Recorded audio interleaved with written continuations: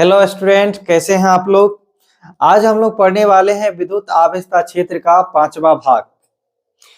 आज मेरा 5वां लेक्चर होगा इस चैप्टर का। तो सबसे पहले हम लोग आवेशन के बारे में पढ़ेंगे। आवेशन में ऐसे दो चीज हम बता दिए थे, घर्षण द्वारा आवेशन और विद्युत चालक द्वारा आवेशन।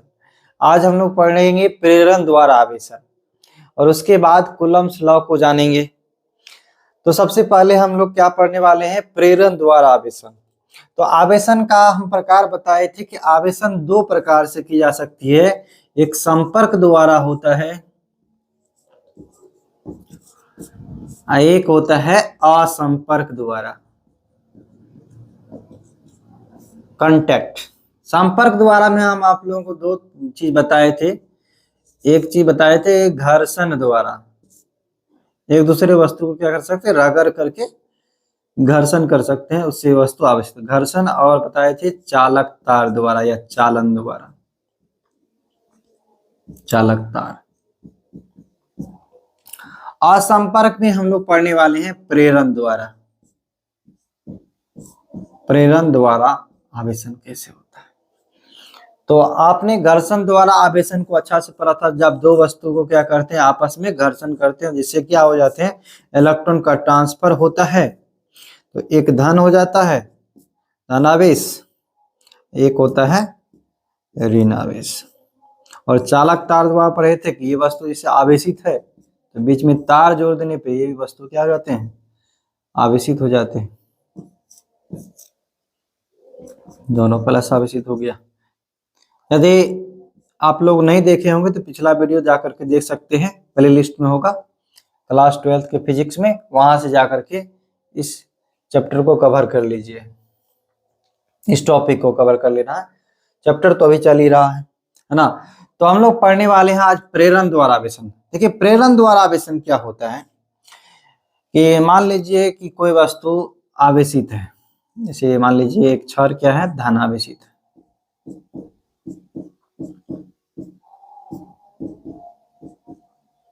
अब यहाँ पे कोई वस्तु है जो उदासीन, ये कौन सा है, धनावेशित वस्तु है, इस पे धन आवेश है। ये क्या है, उदासीन वस्तु है। भाई उदास सा बैठा हुआ है। उदासीन को किसको बोलते हैं, जिसमें प्लस माइनस दोनों बराबर रहते हैं, है ना। कितने प्लस है, 1 2 3 4 5, तो 5 को माइनस भी हो जाएगा।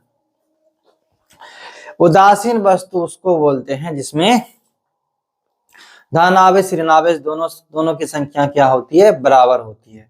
एक भी प्लस ज्यादा हुआ तो धनावेश हो जाएगा, एक भी माइनस ज्यादा हुआ तो ऋणावेश हो जाएगा। तो अब है कि अब देखिए उदास सा चेहरा लेके बैठा हुआ ये बच्चा, है ना। अब इसको क्या करना, आवेशित करना, भाई गुस्सा दिलाना है, नहीं कहता आवेश में आ गए, तो इसको आवेशित कैसे करना है ना। उदास चेहरे को आवेशित कैसे करना है, उदास वस्तु को। तो ध्यान से देखिए कि जब मान लीजिए कि इसमें क्या है, धन आवेश है, आपको हम बताए थे, क्या बताए थे कि प्लस और प्लस में जो होते हैं विकर्षण होता है, माइनस माइनस में क्या होता है, विकर्षण होता है, और प्लस और माइनस में क्या होता है, आकर्षण होता है। भाई आकर्षित हो जाते हैं। तो यहाँ क्या होगा, यहाँ क्या होगा भैया, तो जब ये वस्तु इनके पास आएंगे, इनके पास, चलिए चलते हैं, आज शाम की चाय इनके घर पे हो जाए, बी के घर पे हो जाए। ए ने चाहा कि चलिए चलते हैं कहाँ, बी के घर की तरफ चलते हैं। तो ए पे तो कौन सा आवेशित है, भाई ये प्लस वाले हैं, यहाँ पे सब प्लस वाले आदमी है जो बी के घर जा रहे हैं। अब है कि आप जानते हैं कि प्लस प्लस में क्या है ना, कट्टर दुश्मन है एक दूसरे का, क्या है, कट्टर दुश्मन है। प्लस प्लस एक दूसरे को क्या करता है, विकर्षित करता है, हटाता है। ये क्या है, कट्टर दुश्मन है, एक दूसरे को देखना नहीं चाहता है। अब भाई हम ला दिए ए वाले गए बी के पास, तो इसमें जो प्लस वाले हैं वो बोलेगा भैया दुश्मन आ रहे हैं, है ना, तो भाई अपना जगह खाली कर दो।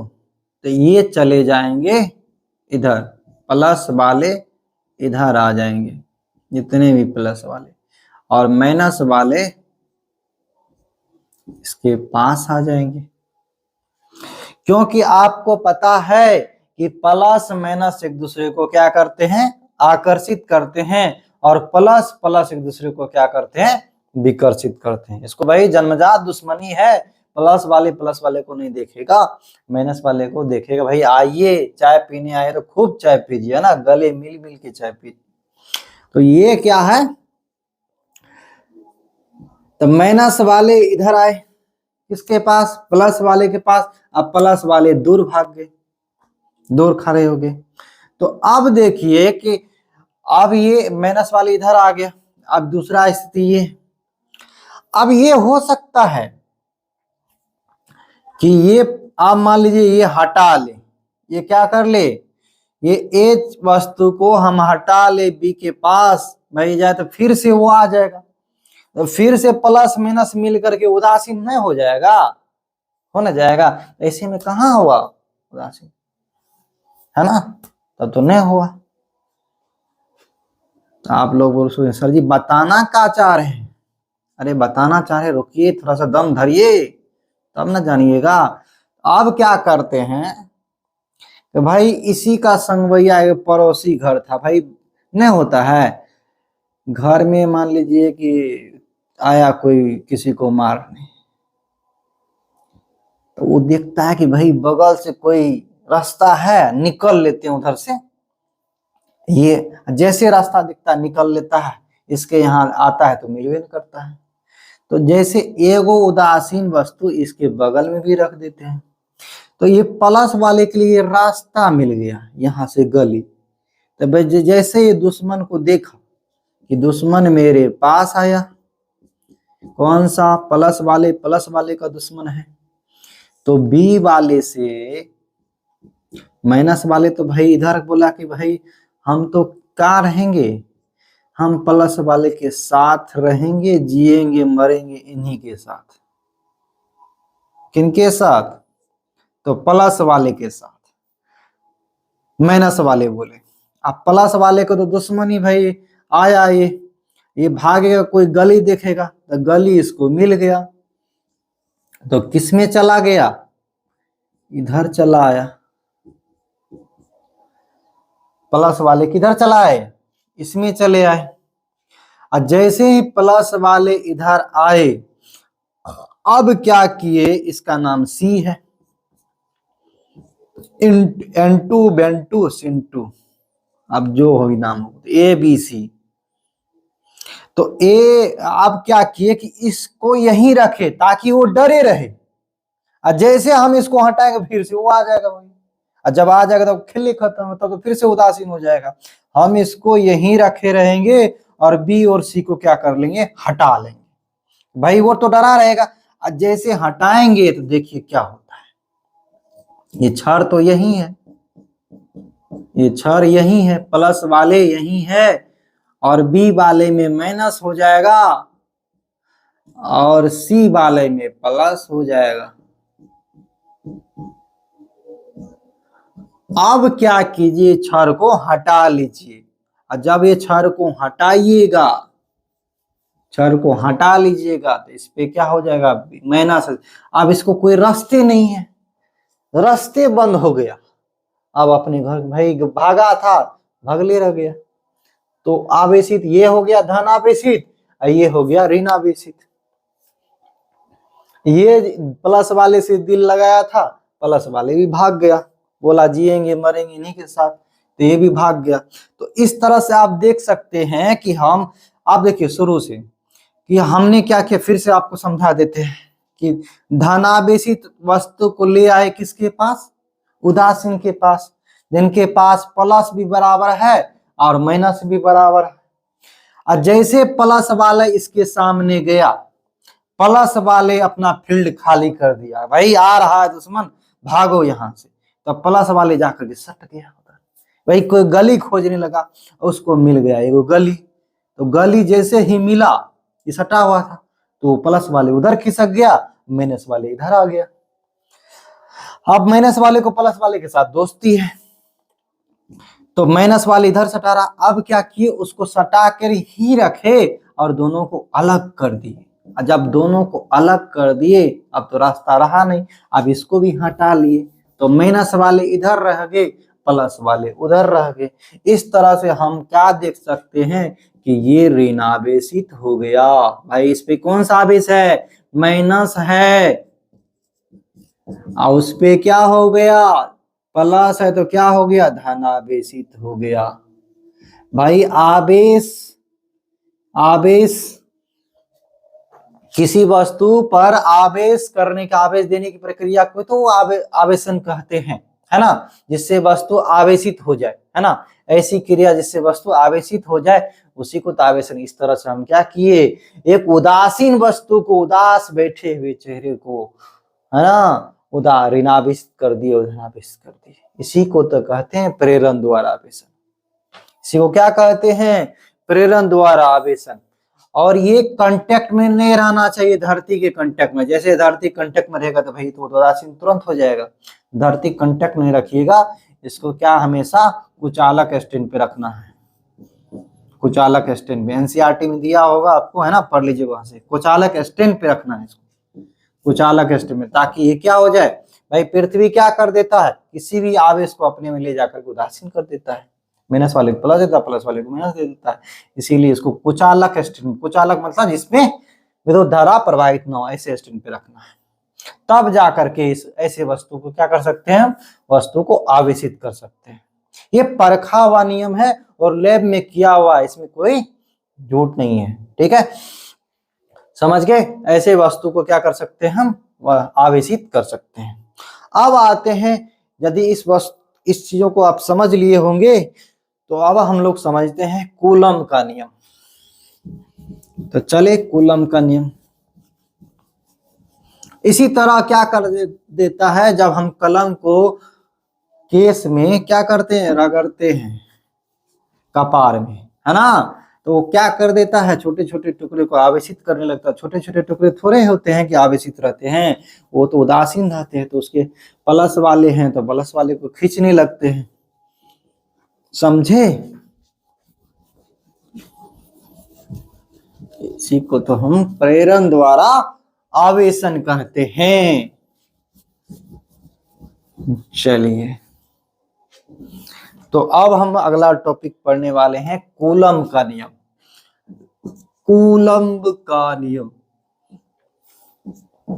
कूलम का नियम। भाई कूलम का नियम जो है ना, वो दो स्थिर आवेशों के बीच में लगने वाले बल के लिए। स्थिर आवेश, स्थिर आवेश जो होते हैं कैसे होते हैं, मान लीजिए यहाँ पे Q1 है और यहाँ पे Q2 है। जब ये एक निश्चित दूरी पर रहेगा, मान लीजिए कि निश्चित दूरी R मान लीजिए, क्या मान लीजिए कि आवेश, ये आवेश Q1 है, आवेश Q2 है, इसके बीच के दूरी R है, तो इसके बीच लगने वाले बल की मान ज्ञात किए थे।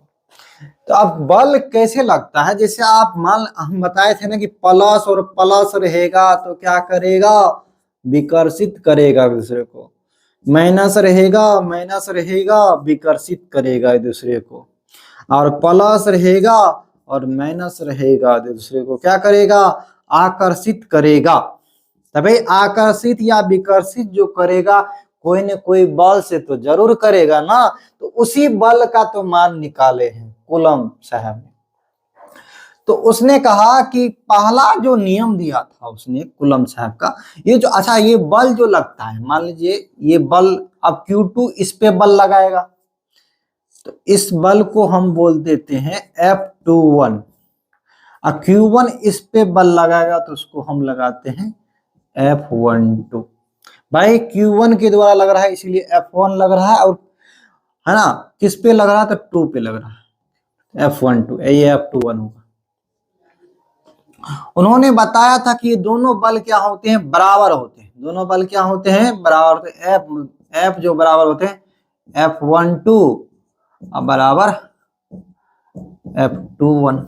अब ये मोड का चिन्ह क्यों दिया, आप लोग वेक्टर में पढ़े होंगे मोड में, जैसे F12 यदि हमको बराबर लिखना है तो F21 के माइनस के लिखेंगे। क्यों लिखेंगे, क्योंकि वेक्टर में आप सदिश में क्या होती है, दिशा होती है, और बल क्या है, एक सदिश राशि है। इतना बात जान लीजिए, बल क्या है, एक सदिश राशि है। अब इस दिशा में लग रहा है, कोई ये बल इस दिशा में लग रहा है, एक बल इस दिशा में लग रहा है, भाई ठीक उल्टा है इसीलिए माइनस लिखे, बराबर है दोनों, दोनों का मान क्या है, बराबर है, मगर ठीक उल्टा है इसलिए माइनस लगाए, समझे। तो F12 बराबर हो जाएगा माइनस F21 के, तो F बराबर हो जाएगा F12 मोड, मतलब उनका परिमाण F21 के, दोनों का परिमाण क्या होते हैं, आपस में बराबर होते हैं। और ये दोनों बल, ये जो बल लगता है ना, इसके दोनों को केंद्र को, यानी ये जो बल के जो केंद्र है, आवेश का जो केंद्र है, उनके अनुदिश लगता है। ये जो कूलम बल जो लगता है ना, याद रखिएगा, कूलम बल जो लगता है, दोनों आवेशों के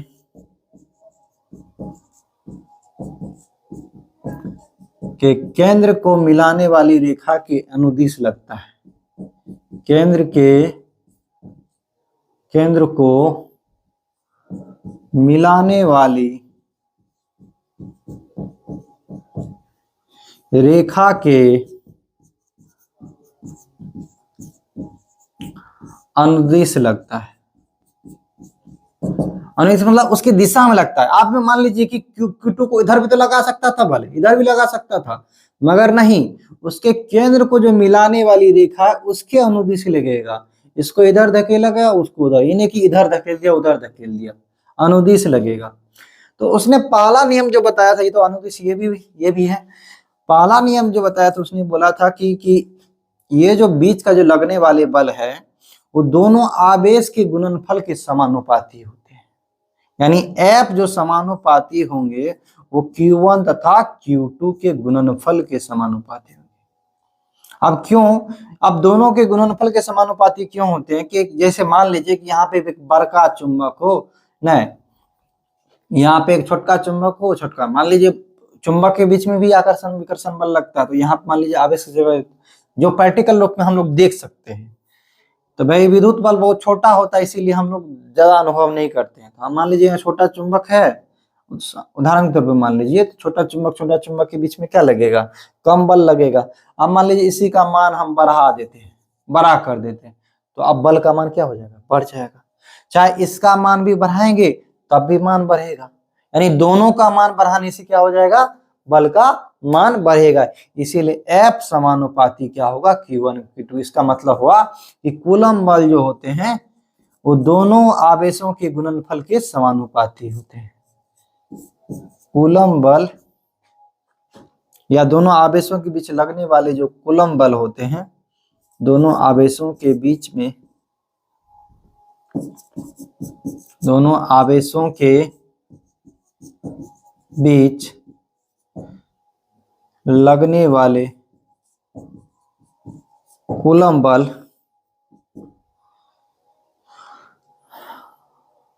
दोनों आवेशों के गुणनफल के समानुपाती होते हैं। दोनों आवेशों के परिमाण का, दोनों आवेशों के परिमाण के गुणनफल का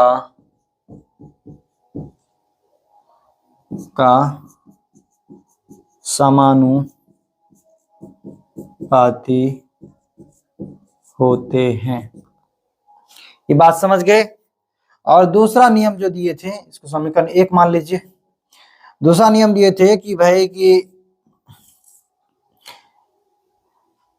कि बीच की दूरी का क्या होता है, व्युत्क्रमानुपाती होता है। कूलम बल जो होते हैं, F जो होते हैं, व्युत्क्रमानुपाती है बीच की दूरी का, बीच की दूरी का वर्ग का व्युत्क्रमानुपाती होता है। अब मान लीजिए कि कोई अब दो चुंबक है, एक चुंबक है, इसके बीच का दूरी मान लीजिए कि 2 मीटर है। अब ये चुंबक को हम यहाँ रखते हैं, एक आपके गांव में रखाते हैं, मान लीजिए कि आपके गांव में रखाते हैं, तो उसके बीच का जो बल लगेगा वो कम लगेगा कि ज्यादा लगेगा? कम लगेगा। अब देखिए कि यहाँ पे नजदीक में था तो तुरंत खींच ले रहा था। अब मान लीजिए यहाँ पे 100 मीटर दूर पे रख दे तो क्या हो जाएगा? बल का मान क्या हो जाएगा? कम हो जाएगा। बल का मान कम हो जाएगा। यहाँ 2 मीटर है, आप बढ़ा करके 100 मीटर कर दे तो बल का मान क्या हो जाएगा? कम हो जाएगा। इसीलिए बीच की दूरी का क्या हो रहा है? व्युत्क्रमानुपात। व्युत्क्रमानुपात मतलब उल्टा हो रहा है भाई, कि दूरी बढ़ रहा है तो बल का मान क्या हो रहा है? घट रहा है। यहाँ पे क्या था? परिमाण बढ़ रहा था तो बल का मान बढ़ रहा था, इसीलिए समानुपाती, समान अनुपात में बढ़ रहा है। अब व्युत्क्रम मतलब उल्टा होता है, उल्टा बढ़ता है। दूरी बढ़ने पे क्या हो रहा है? बल का मान घट रहा है, वो भी स्क्वायर में घट रहा है। समझ गए? तो कूलम साहब ने अपने मतलब वहां खोज में, अपने लैब में ये चीज परखा, जांचा। उसने देखा कि भाई उसके बीच जो लगने वाले बल होते हैं, बीच की दूरी के क्या होते हैं? व्युत्क्रमानुपाती के, हाँ, बीच के दूरी के वर्ग के व्युत्क्रमानुपाती होते हैं, उल्टा होते हैं। ऐसे प्रैक्टिकली तौर पे भी जान लीजिए, चुंबक के दूरी के बीच का दूरी बढ़ा दे तो बल का मान तो घटेगा ही ना, और जितना दूरी घटाए उतना बल का मान। मान लीजिए यहाँ पे चुंबक ले आए एकदम बिल्कुल पास पास, तो तुरंत ही खींच लेगा, बल का मान बढ़ा, यानी दूरी कम करने पे बल का मान बढ़ रहा है और दूरी बढ़ाने पे बल का मान घट रहा है, इसलिए व्युत्क्रमानुपाती लिखेंगे। आप मान लीजिए इसको समीकरण 2 मान लीजिए, तो आप दोनों समीकरण को आपस में मिला लीजिएगा तो क्या हो जाएगा? यहाँ पे हम लिख देते हैं एफ समानुपाती, ऊपर में क्या है? Q1 इंटू Q2 और नीचे में क्या है? R square. अब समानुपाती का चिन्ह हटाने के लिए बराबर का निशान देंगे और एक के आ जाता है। अब के मानिए के क्या होता है सर जी? के बताइए, अचानक के कहां से आ गया ना? तो जैसे आप गांव में तर्जू और बनाते होंगे, देखते होंगे भाई, तर्जू कभी कभी छोटा, कभी मान लीजिए तर्जू कभी कभी इधर आ जाता है, कोई नीचे चला जाता है, कोई ऊपर आ जाता है। भाई क्या रखते थे? एक छोटा सा वस्तु रख देते हैं, पासंग, है ना? तो पासंग टाइप से रखते हैं जिससे दोनों क्या हो जाता है? बराबर हो जाता है। ठीक उसी तरह ये के काम करता है भाई। कभी कभी सूत्र बनाने में क्या हो जाते हैं? इधर उधर हो जाता है, तो यही के क्या कर देता है? दोनों जगह दोनों का मान बराबर कर देते हैं, दोनों इधर भी बराबर, तर्जु की इधर भी बराबर, तो वही के पासंग का काम करता है। तो के यहाँ पे नियतांक है, के एक नियतांक है।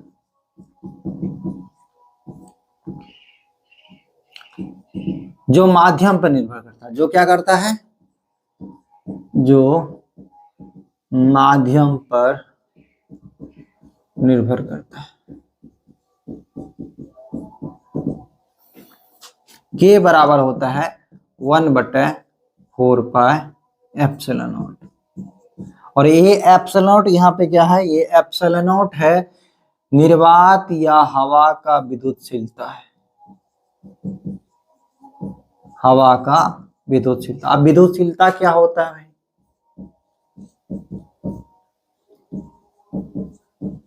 इसे कहने का मतलब, अब हाथ में, हाथ जो है ना पानी में, अब मान लीजिए हवा में आप ऐसे हिला रहे हैं तो कम बल लग रहा है, अब ये पानी में हिलाए तो क्या होगा? ज्यादा बल लगेगा। वैसे माध्यम में अलग अलग वैसे विद्युतशीलता होता है, एक दूसरे के बीच में आकर्षण बल किस में ज्यादा लगेगा? हवा में ज्यादा लगेगा कि किसी माध्यम में ज्यादा लगेगा? तो भाई विद्युत, जब कोई माध्यम मिल जाता है चालक, तो भाई विद्युत आराम से ज्यादा बल लगाता है। ठीक उसी तरह ये निर्वात का विद्युतशीलता है। और एप्सिलॉन का मान होता है, याद रखिएगा, 8.85 गुना 10⁻⁻12 कूलम स्क्वायर बटे न्यूटन मीटर स्क्वायर।